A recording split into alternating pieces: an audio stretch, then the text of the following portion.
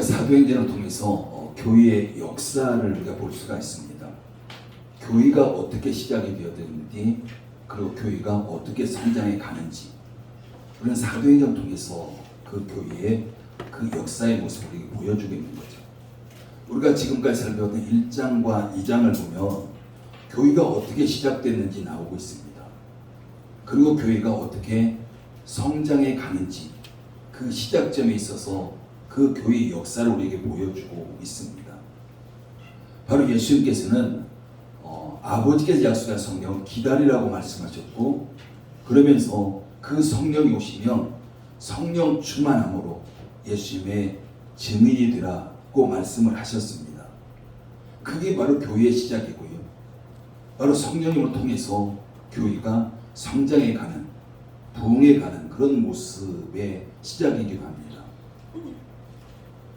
바로 교회도 마찬가지고 우리 개인도 마찬가지고 이런 똑같은 과정을 겪으면서 정말 최종적인 목적은 예수님의 증인이 되어지는 거죠.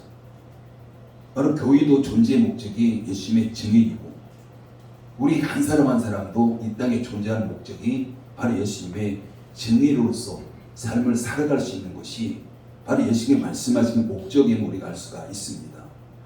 그렇기 때문에 정말 교회도 바로 우리 개인도 성령 충만해야 되고, 성령 충만할 때 우리 예수님의 증인이 되는 그런 삶을 살아갈 수가 있는 겁니다. 우리가 또한 성령 충만할 때 성령을 통해서 우리가 예수님의 증인이 되는 거죠. 우리 어떤 개인적인 생각, 개인적인 지식, 개인적인 능력으로 우리는 예수님의 증인의 삶을 살아갈 수는 없습니다. 여기서 중요한 거 세 가지, 즉 첫째는 예수님이죠. 예수님 자체가 복음입니다. 그 다음 두 번째는 바로 성령님입니다. 그 다음 세 번째는 그 복음을 받아들인 자 또는 전하는 자. 이 세 가지를 우리가 볼 수가 있는 거죠. 근데 이 세 가지 중에서 어느 하나라도 빠지면 안 되는 거죠. 근데 많은 경우 오늘날 교회의 모습에서, 우리 개인의 한 사람 한 사람의 모습에서 이 세 가지가 온전히 나타나는 모습이 아니라, 때로는 복음은 우리가 받았는데 그 복음을 전하지 못하는 이런 삶이 있고요. 우리가 성령님을 받았는데 성령으로 충만하지 못한 바로 그런 교회, 우리의 개인의 모습을 볼 수가 있습니다. 그렇다면 우리의 교회는 어떨까라는 거죠. 정말 우리 교회에 복음이 있을까? 여기서 복음이 있냐라고 묻는 것은요, 복음이 핵심이 되냐는 거예요. 복음이 우리를 끌어갈 수 있느냐는 겁니다. 그 다음에 두 번째, 그 성령님이 계신가라는 거죠. 물론 성령님이 계시지만 성령님이 충만한가라는 겁니다. 그리고 우리 교회가 방향성이, 최종 목적이 복음을 전하는 이런 삶을 살아가고 있는가라고 우리 스스로 한번 물어볼 필요가 있습니다. 우리 개인의 삶도 마찬가지죠. 정말 내 개인의 삶에 정말 복음이 내 삶을 이끌어가고 있을까? 그리고 성령님이 내 개인의 삶을 이끌어가고 있을까? 우리가 복음이 내 삶에 충만하고 성령님이 내 삶에 충만하다면 당연히 나타나는 것은 복음 전파입니다. 예수님의 증인의 삶을 사는 거죠. 우리 안에 성령님은 반드시 복음 전파로 나타날 수밖에 없습니다. 그래서 우리 교회도, 정말 우리 개개인도 복음이 있고 성령님 계시고 정말 복음 전파의 삶이 우리 가운데 나타나고 있는가라고 한번 우리 자신들에게 한번 질문해보면서 우리 자신을 한번 살펴봤으면 좋겠습니다. 오늘 본문에 나오는 예루살렘 교회를 보면요, 그 시작은 얼마 되지 않았습니다. 바로 예수님이 약속하신 성령을 기다리라고 했고, 그들은 예루살렘의 어느 다락방에서 성령님을 기다렸습니다. 그래서 성령님이 하셨을 때 이들 모두가 성령으로 충만해진 거죠. 성령으로 충만해졌다는 것은 그들이 당연히 복음을 전할 수밖에 없는 그 삶으로 성령님이 내몰아가는 바로 그런 것이 나타나는 겁니다. 그래서 그들이 오순절 명절을 지키기 위해서 예루살렘에 모였던 그 많은 사람들 가운데 나갔고, 정말 그들이 성령 충만함으로 예수님을 증거하게 되어진 거죠. 그러면서 시작된 교회가 바로 예루살렘 교회입니다. 역사는 얼마 되지 않습니다. 그런데 예루살렘 교회가 폭발적으로 성장하고 있는, 폭발적으로 부흥하고 있는 그런 모습을 성경은 우리에게 말씀하고 있습니다.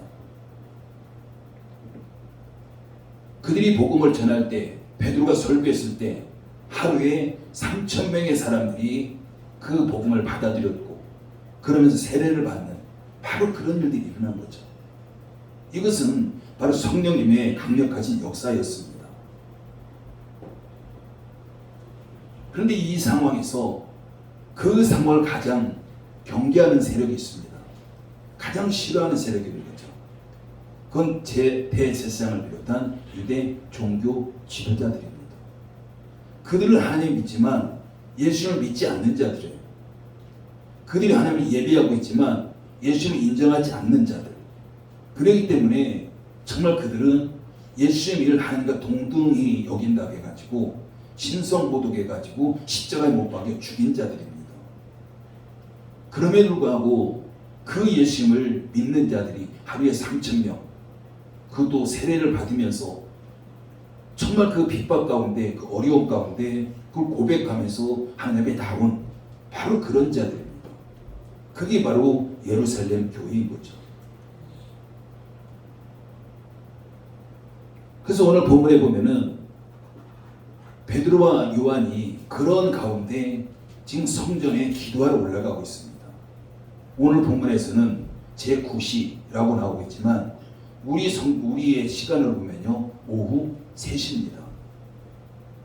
이 당시 유대인들은 하루에 3번씩 기도 시간을 정해놓고 정확한 시간에 성전에 가서 그들이 기도했던 거죠. 그래서 지금 예수님의 제자인 베드로와 요한도 그들이 기도 시간을 정해놓고 있습니다. 그래서 그들이 정해진 기도 시간에 기도하기 위해서 성전에 올라가고 있었습니다.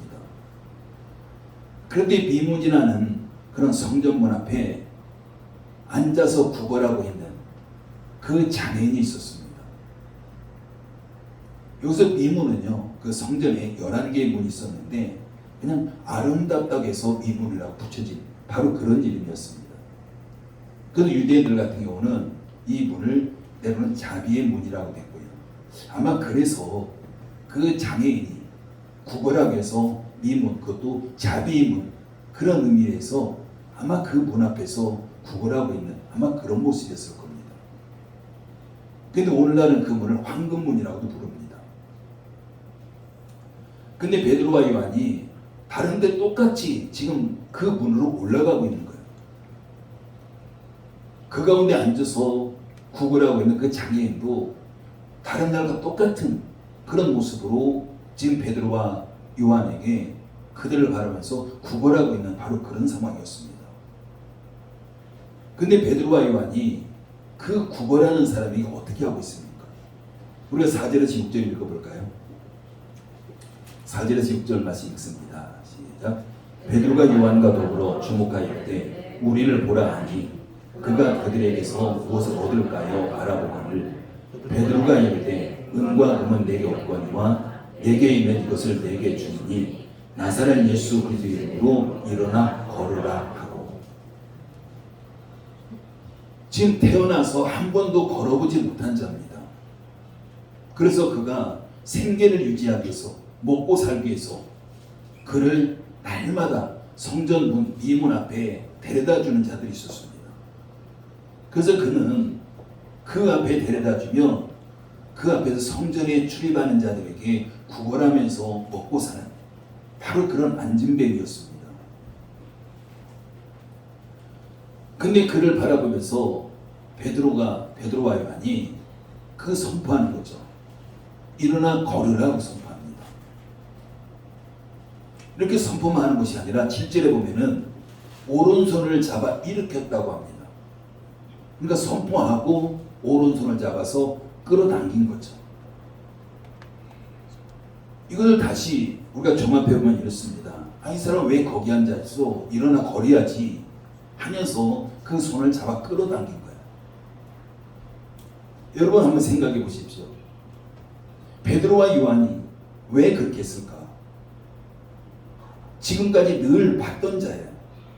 성전에 올라다닐 때마다 구걸하는 자, 늘 봤던 자였고, 때로는 아마 동전 한두 개 이렇게 던져주기도 했을 거고요. 아마 동전이 없었다면 그냥 지나치기도 했던 아마 그런 사람이었을 겁니다.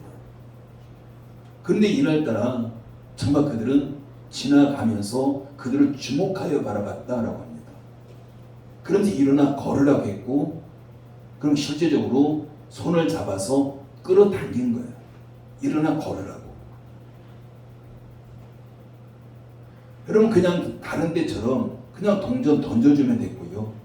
동전이 없으면 그냥 지나쳐도 됐던 바로 그런 모습이었습니다.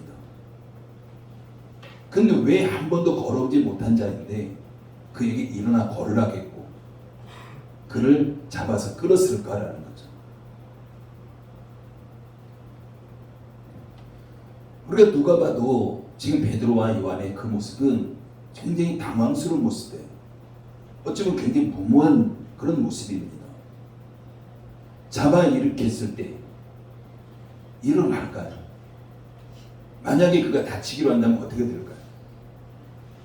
아마 다치기라도 한다면 아마 여러 가지 문제점들이 지금 베드로와 요한에게 나타날 수밖에 없는 그런 모습이고, 또한 그 주변에 있던 사람들도 베드로와 요한 가만두지 않았을 겁니다. 그리고 만약에 다치지 않았다고 할지라도 그가 일어나서 걸을 수 없다면, 어떤 일도 일어나지 않는다면 굉장히 망신이잖아요. 아주 담대하게 선포했고 자신 있게 잡아 당겼습니다. 지금 베드로와 요한이 지금 이렇게 하고 있는 것은 의도된 행동이라는 거죠. 다른 때는 그냥 지나쳤지만 오늘은 특별히 그를 주목해 봤고, 그러면서 그 의도된 그런 행동으로서 지금 베드로와 요한에게 그렇게 나온 바로 그런 모습입니다. 지금 베드로와 요한은 성령으로 충만한 자입니다. 그래서 지금 베드로와 요한이 그렇게 하고 있는 것은 그 안에서 성령님께서 지금 베드로와 요한을 통해서 지금 그렇게 행하고 있는 바로 그런 모습인 걸 우리가 볼 수가 있습니다. 나면서부터 한 번도 걸어보지 못한 그런 안진뱅이였습니다. 근데 그를 잡아 일으킨 것, 이것은 바로 성령님의 손이라는 거죠. 하나님의 일하시면요, 우리를 통해서 일하십니다. 우리 안에 성령으로 충만하다면 그 성령님은 당연히 우리의 손과 발을 사용하실 것이고 우리의 입술을 사용하셔서 성령님께서 일하신다는 사실입니다. 그래서 우리가 성령 충만해야 되는 그런 이유가 거기에 나오는 거예요. 여러분 풍선을 빵빵하게 불면 어떻게 될까요? 그 안에 있는 바람이 어떻게든 밖으로 나오려고 하는 바로 그런 모습입니다. 그럼 우리가 성령으로 충만하다면 우리 안에 계신 성령님은 어떤 방법을 통해서든지 우리를 통해서 밖으로 드러날 수밖에 없는 거예요. 그래서 우리가 성령 충만해야 되는 거죠. 지금 베드로와 요한은 성령으로 굉장히 충만한 자들입니다. 그렇기 때문에 그 안에 계신 성령님이 베드로와 요한을 통해서 지금 드러나고 있는 바로 그런 모습인 거죠. 여러분 지금 이때가 언제입니까? 지금 베드로와 요한이 기도하러 가는 거예요. 그것도 날마다 3번씩 정해놓고 성전에 올라가서 기도하는 그런 베드로와 요한입니다. 우리가 이것만 본다면 정말 그들이 성령 충만했고, 그런데 그 성령 충만함을 지속적으로 유지하고 있는 바로 그들이라는 것을 우리가 알 수가 있는 거죠. 여러분 이 결과 어떻게 됐습니까? 어찌 보면은 인간적으로 본다면, 우리의 세상적인 지식으로 본다면 도저히 가능하지 않은 일이고요. 굉장히 무모한 짓을 하는 것이고 굉장히 위험한 짓을 하는 바로 그런 모습이었습니다.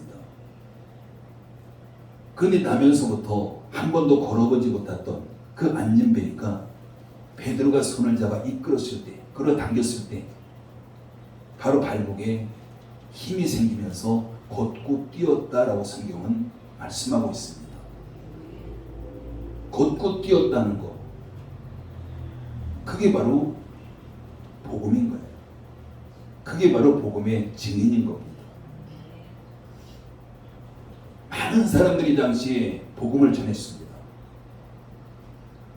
그 많은 사람들이 입술을 통해서 복음을 전하는 것보다 이 앉아서 구걸했던 이 장애인, 이 안진뱅이, 이 한 사람이 많은 사람들 앞에서 걷고 뛰고 있다는 것, 이 안진뱅이가 성전을 출입하고 있다는 것, 이거 하나만 가지고도요 엄청난 복음의 역사가 일어나는 거죠. 수많은 사람들이 하나님의 그 능력을 바라보고 이 한 사람을 통해서 많은 사람들에게 복음의 증인된 바로 그런 삶을 살아가고 있는 것을 우리가 볼 수가 있습니다. 여러분, 우리 주변 한번 보십시오.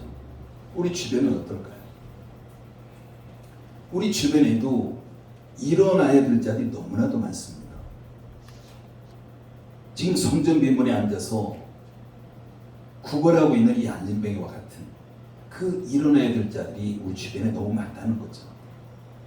그들은요 스스로 나는 아무것도 할 수 없다라고 생각해요. 이 구걸하는 데 어떤 생각이 있을까요? 나는 한 번도 걸어보지 못하잖아요. 나는 걸을 수 없어. 걸을 생각조차도 하지 않는 거예요. 시도조차도 하지 않는 바로 그런 자였습니다. 여러분, 우리 주변에도 마찬가지예요. 스스로 아무것도 할 수 없다고 생각하는 자들 너무나도 많이 있는 거죠.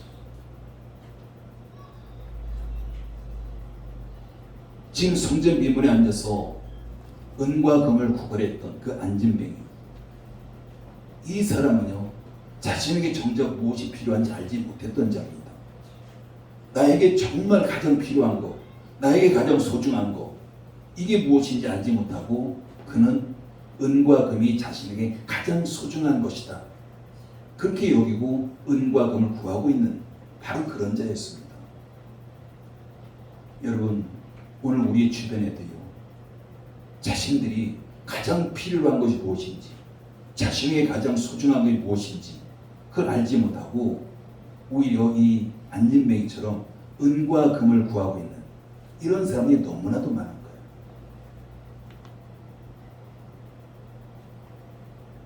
그럼 어떤 사람이요 지하철역에서 맹인이 아닌데 까만 선글라스 끼고 맹인인 것처럼 꾸미고 구걸하는 자가 있었습니다.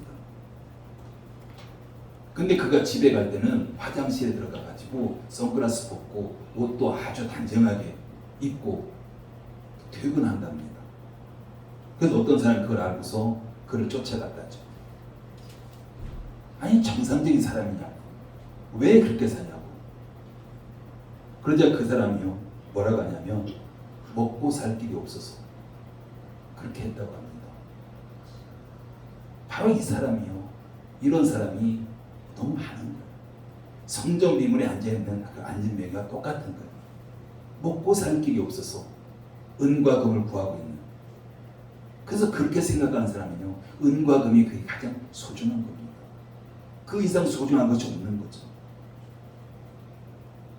여러분, 지금 우리 시대에 은과 금이 최고라고 여기는 사람들, 그 은과 금을 갖기를 원하는 사람들 얼마나 많이 있습니까? 어쩌면은 믿는 자 가운데서도요 예수 그리스도가 최고가 아니라 은과 금이 최고라고 하는 사람이 너무나도 많은 거예요. 은과 금이면 모든 것이 다 해결된다고 생각하는 사람들입니다. 우리가 사는 지금 시대는 예수님이 필요하다고 생각하지 않습니다. 우리 예수님보다는 은과 금이 더 필요하고, 그래서 예수님을 찾으려고 하지 않는 바로 그런 시대에 우리는 살아가고 있습니다. 사람들은 명예를 원하고요, 또한 권력을 갖기를 원하고, 건강 갖기를 원하고, 그러면 된다는 거죠. 그런 하나님은 우리에게 뭐라고 말씀하십니까? 옛날이나 지금이나 앞으로도 오직 예수 그리스도, 예수 그리스도만이 우리에게 최고라고 말씀하십니다. 예수 그리스도만 우리가 소유한다면 우리는 모든 것을 가졌다는 거죠. 바로 오늘 본문의 안진뱅이, 그 사람만 예수님이 필요한 것이 아니라요 오늘날 우리에게도, 우리 주변에 있는 많은 그런 사람들에게도 바로 예수님이 반드시 필요한 자들입니다. 오늘 본문의 안진뱅이는요, 은과 금을 갖기를 원했습니다. 이것은요, 본능이에요. 인간의 육신적인 본능입니다. 그냥 은과 금만 있으면 다 된다고 생각하는 그냥 육신적인 본능인 거죠. 그러나 하나님께서는 우리가 예수님으로 살아야 된다는 거죠. 그래서 하나님께서는 베드로를 통해서 그 안진뱅이를 일으켜 세우셨습니다. 그도 하나님의 자녀이기 때문에. 오늘날 우리 주변에도 아직 예수님을 알지 못하는 자, 이 모든 자들이 다 하나님의 피조물입니다. 하나님께서 그들을 만드신 자들이에요. 그들 누구나 다 하나님 앞에 돌아오기를 원하시는 겁니다. 여러분, 만약에 베드로가 성경으로 충만하지 않았다면 그 안진뱅이 이렇게 세울 수 없었습니다. 성령님께서 그를 통해 나타나지 않는 거예요. 베드로는 예수님으로 충만했고 성령님으로 충만했고, 그래서 자신 있게 예수님의 이름으로 선포하고 그를 잡아 당긴 겁니다. 여러분, 사람은요, 우리 안에 무엇으로 충만하냐에 따라서 그것이 다 나오게 되어 있습니다. 우리가 풍선에서 바람이 밖으로 자꾸 나오려고 하는 것처럼 우리 안에도 어떤 것이 충만하면 그냥 밖으로 나도 모르게 저절로 나올 수밖에 없는, 그게 바로 사람의 모습이에요. 우리가 세상적으로 충만하다면 당연히 세상적인 것이 우리의 삶으로 나타날 수밖에 없고 우리의 입으로 나올 수밖에 없습니다. 그러나 우리가 예수님으로 충만하고 성령님으로 충만하다면 내가 그것을 나타내려고 하지 않아도 내 입술을 통해서, 내 삶을 통해서 예수님이 드러날 수밖에 없고 성령님이 드러날 수밖에 없는 바로 그런 모습입니다. 그래서 우리가 예수님으로 충만해야 됩니다.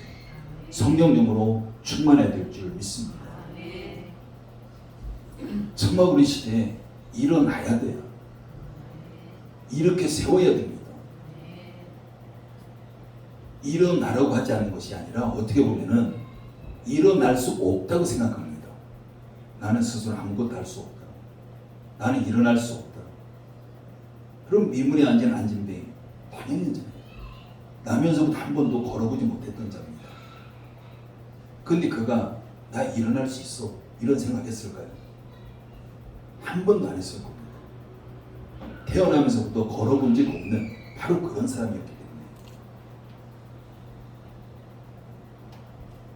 정말 우리가 이들을 내버려 둔다면 그 안진뱅이 아마 끝까지, 죽을 때까지 그 성전 비문에서 구걸하다 죽었을 겁니다.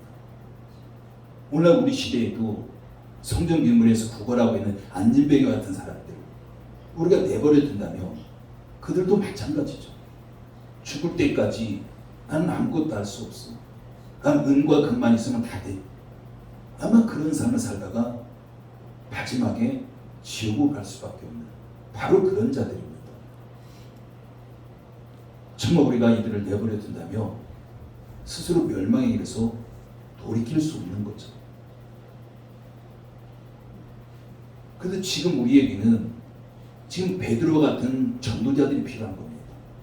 성령으로 충만한 그런 베드로 같은 전도자가 절실히 필요한 시대에 우리가 살아가고 있습니다. 은과 금의 가치를 두고 은과 금을 정해주는 자가 아니라 은과 금은 없을지라도 정말 예수 그리스도만이 최고라는 그런 가치를 두고 예수 그를 전할 수 있는 그런 진정한 전도자가 오늘날 필요한 그런 시대에 우리가 살아가고 있는 거죠. 베드로전서 1장 18절 19절에 보면요, 은이나 금같이 없어질 것으로 된 것이 아니요 오직 흠없고 점없는 어린 양 같은 그리스도의 보배로운 피로 된 것이니라. 은과 금은요 언젠가 없어집니다. 영원하지 않아요. 그러나 예수 그리스도는 영원합니다. 여러분, 은과 금이 우리에게 필요한 것은 맞습니다. 우리가 이 세상 살아가는데 은과 금 반드시 필요해요. 그러나 그것이 최고의 우선순위에 있는 건 아니라는 사실. 은과 금이 가장 필요한 자가 누구이겠습니까? 예수 그리스도 충만한 자, 성령으로 충만한 자. 이런 사람에게 은과 금이 주어졌을 때 그 은과 금은요, 복음 전파의 도구가 되어집니다. 그런데 예수님을 알지 못하는 자, 그런 자들에게 은과 금이 주어졌을 때 은과 금은 오히려 하나님을 더 멀어지게 하는 그런 도구가 될 뿐이죠. 우리 하나님을 대적하는 도구가 될 수밖에 없는 바로 그런 부분입니다. 여러분, 지금 우리 주변에, 우리 시대에 안진뱅이와 같은 영적 안진뱅이들, 누가 그를 일으킬 수 있습니까? 누가 그를 살려낼 수 있습니까? 그것은 바로 저와 여러분들이에요. 그래서 우리가 이 땅에 존재하는 겁니다. 예수님을 만난 자만이 예수님을 줄 수가 있고요. 예수님을 만나지 않은 자는 예수님을 줄 수 없습니다. 스가랴서 4장 6절에 보면 이는 힘으로 되지 아니하며 능력으로 되지 아니하고 오직 나의 영으로 되느니라. 이 세상에 아무리 많은 가져도 그게 바로 예수님을 전해줄 수는 없습니다. 오직 성령으로 충만한 자, 성령의 능력으로만 우리는 예수님을 전해줄 수 있고 그들을 이렇게 세울 수 있는 바로 그런 능력이 있는 겁니다.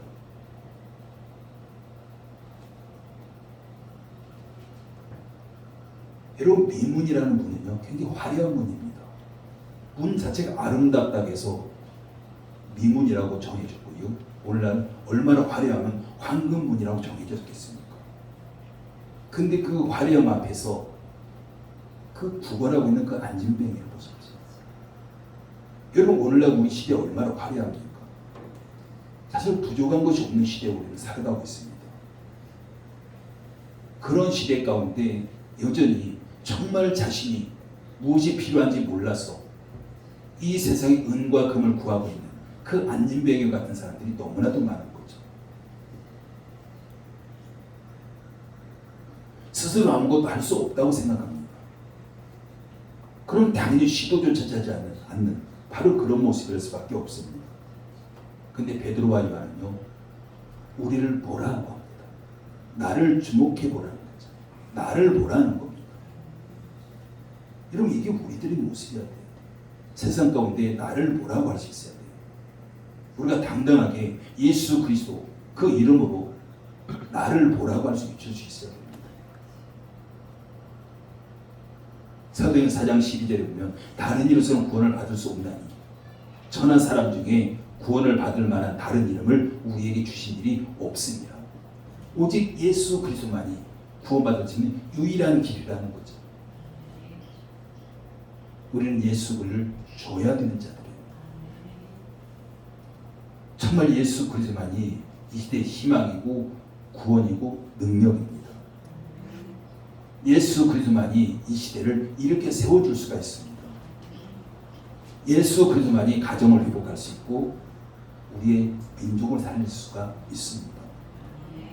여러분, 정말 이 시간에 우리 한 가지만 좀 봤으면 좋겠어요. 우리 자녀들 한번 보십시오. 우리 자녀들 한번 생각해 보시기 바랍니다. 여러분이 우리 자녀들에게 무엇을 주고 있습니까? 지금 여러분이 주고 있는 그것이 우리 자녀들에게 지금 무엇을 주고 있습니까? 은과 금인가요? 우리 자녀들에게 세상의 지식인가요? 물론 우리 자녀들에게 은과 금 줄 수 있으면 많이 주면 좋지. 이 세상의 지식도 많이 줄 수 있으면 좋습니다. 줘야 됩니다.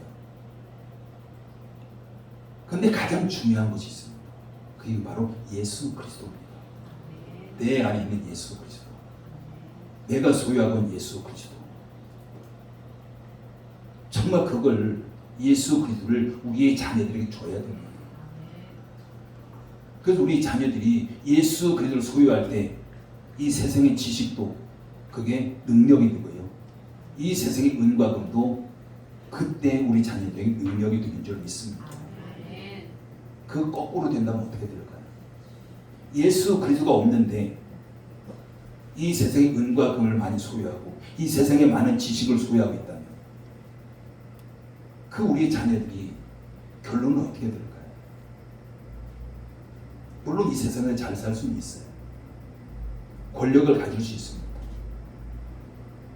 그러나 그것은 언젠가는 사라질 것들이에요. 영원하지 않은 바로 그런 것들입니다.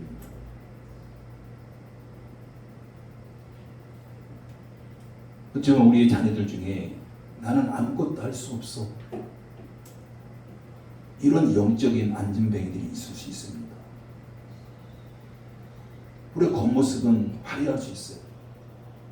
겉모습은 많이 가진 자일 수 있습니다. 그러나 영적인 모습은 나는 아무것도 할 수 없어 라고 주저앉아 있는 그런 영적인 그런 안진뱅이일 수 있습니다. 그렇다면 우리가 바로 이렇게 세워야 돼요. 그러기 위해서 우리가 성령 충만해야 됩니다. 예수님으로 충만해야 되는 거죠. 그럴 때 우리는 우리의 자녀들을 예수님을 줄 수가 있고 우리가 베드로처럼 손을 잡아서 이렇게 세울 수가 있게 될 줄 믿습니다. 기도합니다. 아버지의 은혜를 감사를 드립니다. 베드로와 요한이 성전에 올라가면서 나는 아무것도 할 수 없다고 있는 그런 안진뱅이를 이렇게 세웠던 것처럼 정말 오늘날 우리 시대에 아무것도 할 수 없다고 주저앉아 있는 영적인 안진뱅이들을 정말 우리가 이렇게 세우기를 원합니다. 그래서 우리가 예수님으로 충만해야 되고 성령으로 충만해야 될 줄 믿습니다. 특별히 우리의 자녀들 가운데 영적으로 주저앉는 그런 자녀들이 있다면 정말 이 시간 내가 예수님으로 충만하고 성령으로 충만해서 그 예수님을 우리의 자녀들에게 전해주며 우리의 자녀들을 손을 잡아서 영적으로 이렇게 세우는 우리의 모든 부모들이 될 수 있도록 성령 역사에 주시옵소서. 예수님의 이름으로 기도드립니다. 아멘. 예, 준비.